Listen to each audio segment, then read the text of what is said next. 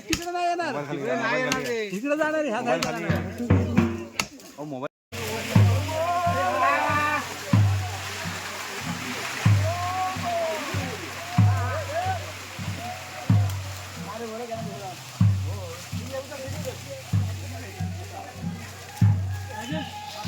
चलो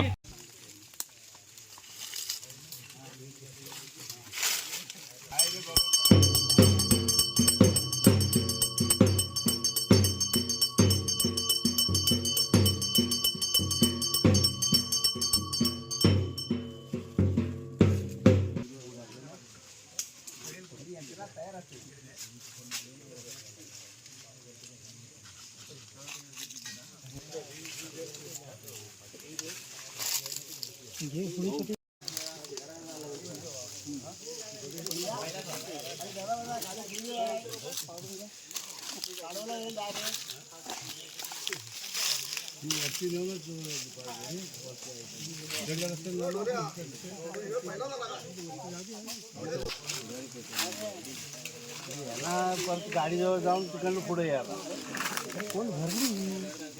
माझं नाव सुरेश चंद्रराव गुरव.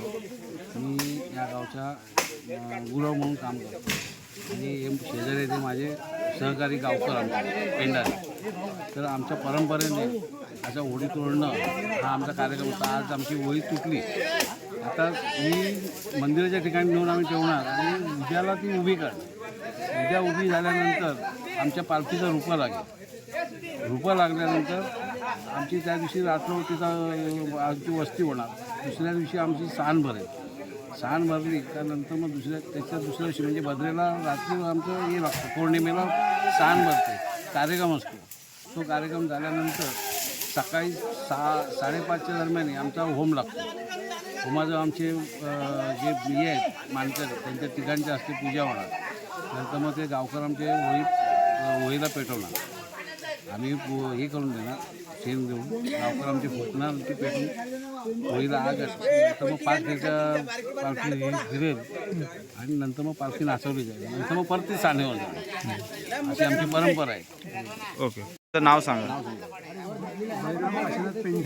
हां, आंबोचे मेन गावकर.